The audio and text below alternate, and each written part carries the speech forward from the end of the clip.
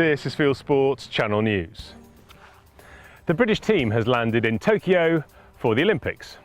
The five-strong team consists of our own Aaron Heading from Lincolnshire, fellow Olympic trap shooters Matt Coward-Holly from Essex and Kirsty Hegarty from Edinburgh. First up is rifle shooter Sinead McIntosh from Northern Ireland, who is in action on Saturday the 24th of July 2021. Next, on Monday, should have been our top medal hope and youngest member of the team, Amber Hill from Berkshire, competing in the skeet. But Amber pulled out due to a positive COVID test.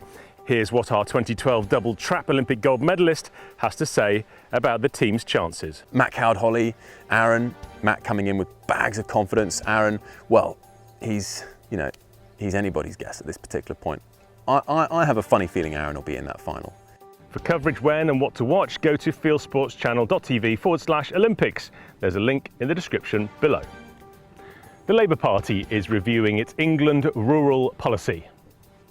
Newish leader Keir Starmer said in February, no party can claim to represent the country if it doesn't represent the countryside. The party says it wants a new relationship with British farming and rural communities. Shadow DEFRA Minister Daniel Zeichner joins Charlie on stage at the Gamefair Theatre on Saturday the 24th of July at 3 p.m. to talk about the Rural England Policy Review, which started in April and ends on the 31st of July. So there's still time to fill it in if you haven't. There's a link in the description below.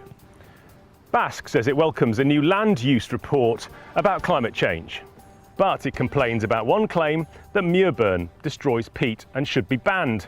To prove it doesn't, Basque's Gareth Doherty puts his mobile phone underneath heather during a controlled burn, recording it all on the device.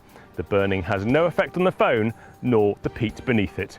Basque repeated the fact that controlled burning in the uplands is essential to reduce wildfires and maintain a healthy habitat for many species, including threatened ground-nesting birds. A ban would be a knee-jerk response to pressure from ill-informed environmentalists and animal rights groups. 6 nests at a osprey site in the Lake District have successfully fledged chicks. South Lake site produced 15 chicks. Mike Thornley of Basque, which helped fund the project, called it a complete success, adding that several immature ospreys were in the area searching for future partners. The chicks are soon expected to embark on their epic migration to West Africa. Basque credits 13-year-old male YC with hatching 15 chicks over the past 8 years, saying he's a pillar of the project. Berwick residents are concerned the remains of their loved ones could be desecrated by badgers. Northumberland authorities have known about the badgers moving into the graveyard for more than a year, but have done nothing about it. Some angry families have threatened to take matters into their own hands, according to the Chronicle newspaper. They're worried the badgers will eventually unearth bones of those buried at Tweedmouth Cemetery and are frustrated by legal restrictions on tackling the pesky animals. They say they're worried someone might use traps or poison to get rid of them. The Disabled Shooters Group is celebrating its 25th anniversary with a shoot open to everyone. The event is at Kibworth Shooting Ground on Friday the 17th of September 2021. On the day there will be competitions in various categories, as well as raffles and a prize pot. Details in the description below. Simon Cowell's animal charity is looking for land to release fox cubs.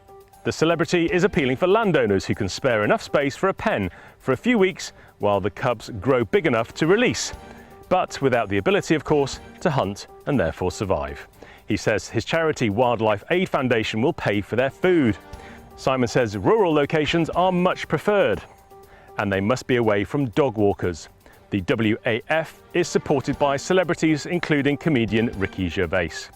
WAF has also been campaigning against laws banning the release of grey squirrels, like this one spotted munching on a bird outside a hospital in Rugby. Thanks to Jeff Smith for the video link.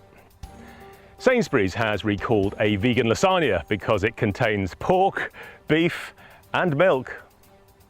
The supermarket chain says the shoppers who bought it can get a refund. It called the recall an allergy alert and blamed it on a packaging error. The lasagna ready meal was made from the company's bolognese melt. Thanks to Steve Kearney for that tip. Vegans have destroyed a vegetable farm in Italy after learning that birds and animals are shot to protect crops.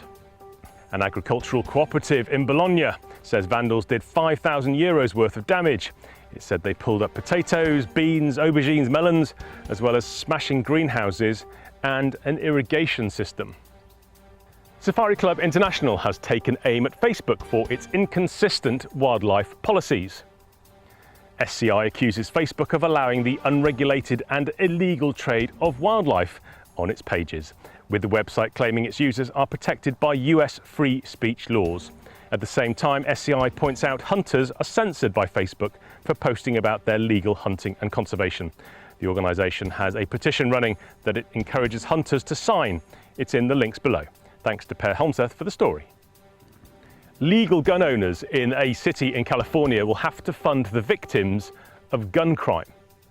Mayor Sam Liccardo claims that San Jose residents paid $442 million in gun violence-related costs between 2013 and 2019, and he believes legal gun owners should pay for that.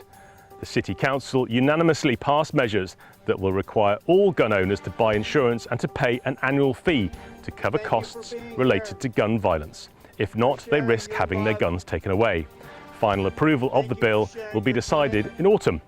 Earlier this month, the city passed a rule requiring all transactions at gun shops to be videoed. And finally, for governments all over the world that are worried about replica guns looking like real guns, there's another worry. Real guns looking like toys. Based on the Glock 19, the Block 19 is a pistol encased in Lego bricks and is the brainchild of US gunmaker Culper Precision. Governments can breathe a sigh of relief this time. Culper pulled the product after an outraged Lego sent it a cease and desist order. You are now up to date with Field Sports Channel News. Stalking the stories, fishing for facts.